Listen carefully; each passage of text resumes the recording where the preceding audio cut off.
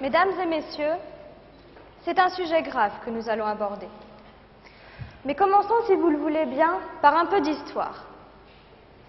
Quel est le point commun entre Socrate, Sainte Blandine, Jeanne d'Arc et Louis XVI? Cherchez un peu dans vos mémoires.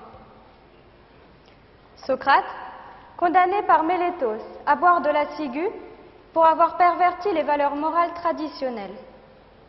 Il meurt à Athènes en 399 avant Jésus-Christ. Sainte Blandine est jetée au lion sur décision de Marc Aurèle. Son crime? Avoir refusé de renier sa religion.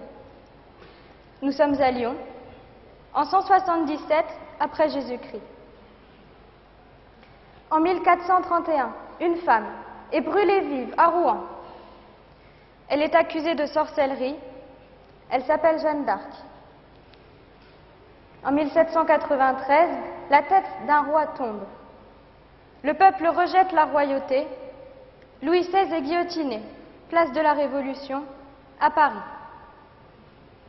Ces pratiques nous semblent barbares, d'une autre époque. Pourtant, mesdames et messieurs, sommes-nous si éloignés de ces temps obscurs?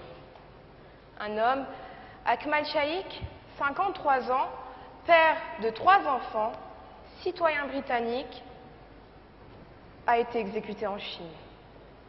Son crime? Trafic de drogue. Le rêve d'Akmal Shaikh était de devenir une star dans le monde de la musique et de travailler pour la paix dans le monde.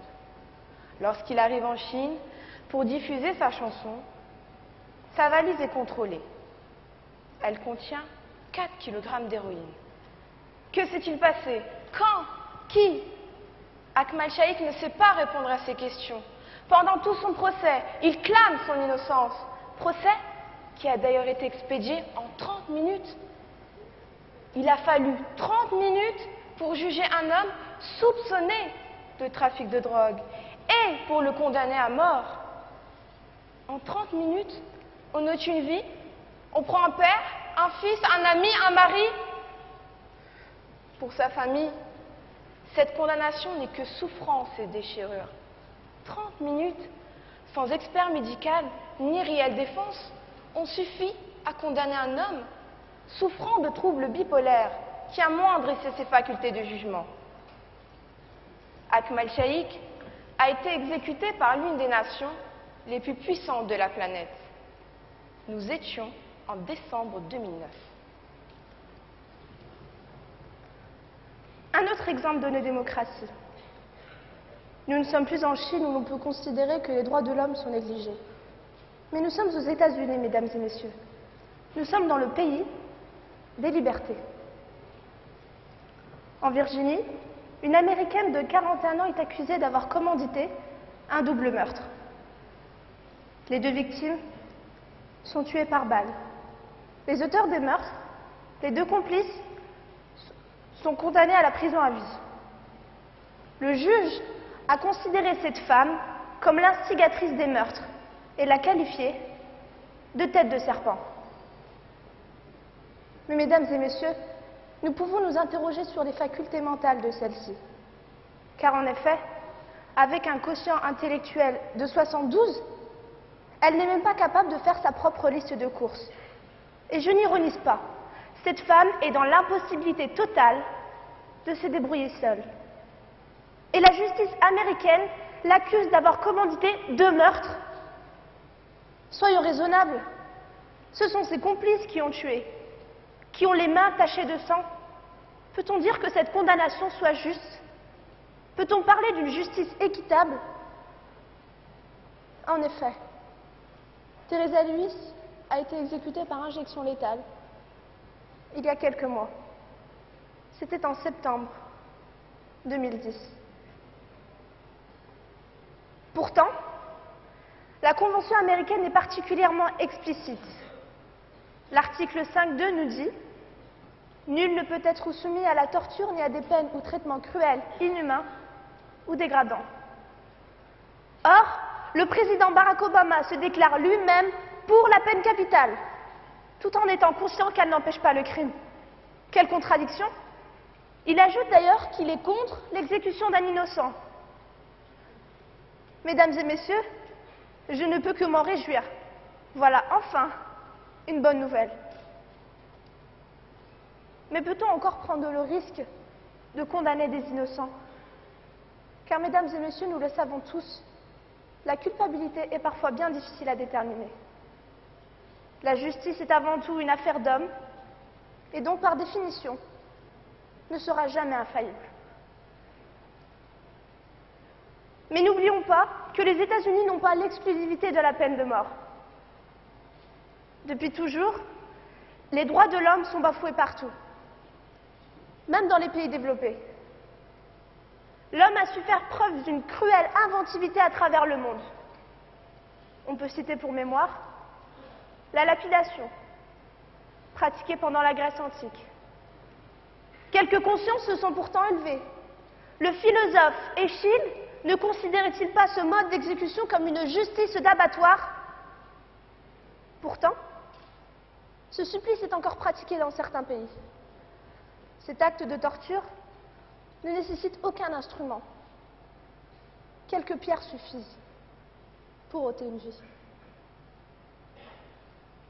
On tue également dans notre beau XXIe siècle, en coupant un homme en deux. Quoi de plus barbare que cet outil de mort dont l'invention fut attribuée à tort au docteur Guillotin? Nous avons évoqué le cas de Teresa Lewis, exécutée par injection létale. Il s'agit ici de la dernière invention offerte au bourreau. En effet, imaginez, un premier produit devrait plonger le condamné dans l'inconscience. Oui, je dis bien devrait, j'utilise bien le conditionnel. Il survient parfois des problèmes de dosage. C'est ainsi qu'encore lucide, le condamné ressent la seconde substance lui brûler intensément les veines. Et cette souffrance peut parfois durer plus d'une demi-heure. Voilà, mesdames et messieurs, le sommet de la sophistication. Certains pensent que c'est une pratique plus humaine, plus digne. Mais c'est une façon cruelle de mourir. Éveillé, paralysé, incapable de bouger ni même de respirer, pendant que vous ressentez une brûlure violente dans tout votre corps. Alors qu'on ne vienne pas nous parler de dignité. Car la mort, quelle que soit la manière dont elle est donnée, reste, comme l'a dit Maître Badinter, un meurtre commis par l'État et de sang-froid. Une démocratie peut-elle prendre la responsabilité de voter la mort d'un homme? Soulignons qu'en France, la victoire des abolitionnistes demeure fragile. Combien de voix se sont élevées pour réclamer la peine de mort au procès Fourniret en 2008? Néanmoins, je crie haut et fort que cette sentence n'est pas acceptable. De nombreux articles de loi font l'éloge du respect de la vie de l'homme. On peut citer l'article 3 de la Déclaration universelle des droits de l'homme. Tout individu a droit à la vie, à la liberté et à la sûreté de sa personne. La vie de chaque homme est sacrée et la peine de mort viole ce droit fondamental de l'être humain. Ce droit, évoqué également par la Déclaration américaine d'indépendance, qui inscrit dans le marbre que tous les hommes sont dotés de droits inaliénables et que parmi ces droits se trouve la vie. La peine capitale est cruelle et inhumaine. Et que dire de la torture endurée par les condamnés dans les couloirs de la mort? Et pourtant, toute cette horreur n'a aucun pouvoir dissuasif, bien des études le prouvent. Finalement, peu de ses défenseurs l'admettent. Mais la peine de mort n'est utilisée que dans un esprit de vengeance et de déshumanisation. Les pays qui gardent la peine capitale dans leur arsenal judiciaire légitiment la mort. D'ailleurs, certains régimes totalitaires n'utilisent-ils pas cette sentence pour faire taire les opposants? Victor Hugo disait très justement Que dit la loi? Tu ne tueras pas. Comment le dit-elle? En tuant. En tuant parfois des personnes pauvres, faibles, disposant bien souvent d'une défense illusoire.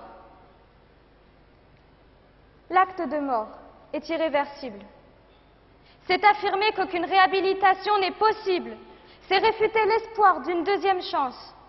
Nous affirmons aujourd'hui que pour toutes ces raisons, la peine de mort est illégale. Et nous en appelons à tous ceux qui nous écoutent. Le chemin est encore long à parcourir. Il reste 58 pays dans le monde à convaincre. Amnesty International, l'ONU ou Human Rights Watch se battent sans relâche pour une justice moins sanglante. Et c'est pour le respect de l'homme, quel qu'il soit, qu'aujourd'hui, mesdames et messieurs, nous requérons la peine capitale pour la peine de mort.